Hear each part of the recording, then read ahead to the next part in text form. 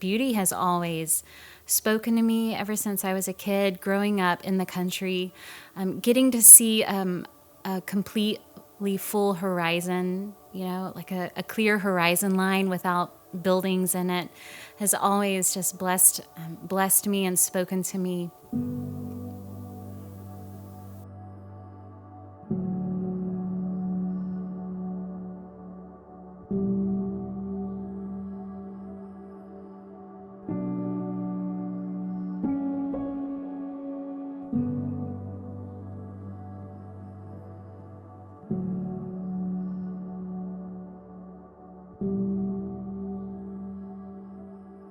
I come from a family of creative people and of artists, each in their own way.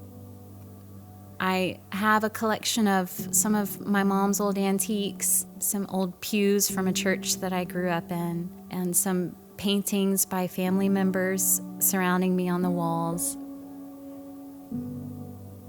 When I walk into my studio, I turn on the lights. I need the lamps on. I love my lamps, so I turn on the lamps. I pick up my apron. I take a minute to enjoy a room that is silent and quiet. And I take some time to look through art books of artists that I admire, just to let the day of being a mom sort of pass away and pick up my time of painting and being creative. So then I choose a color palette. What sort of colors am I wanting to see more of? And the mood that I'm trying to create. What sort of room would I want the piece of artwork to go in? And then I open up a canvas and I just sit for a moment with a blank canvas.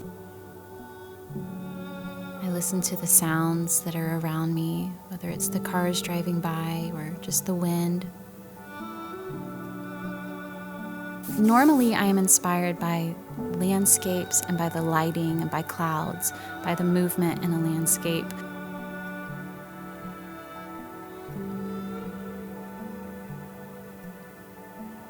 There's usually some sort of a mood that I'm trying to create or an idea that I'm trying to communicate through the landscape.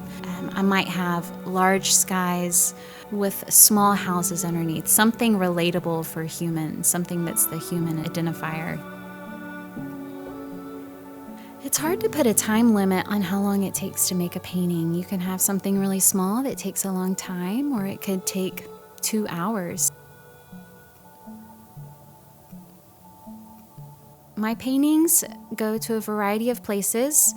Mostly I do commission work, and that keeps me busy. This is a part-time thing for me. So painting is my side thing that I do. My primary thing is being a mom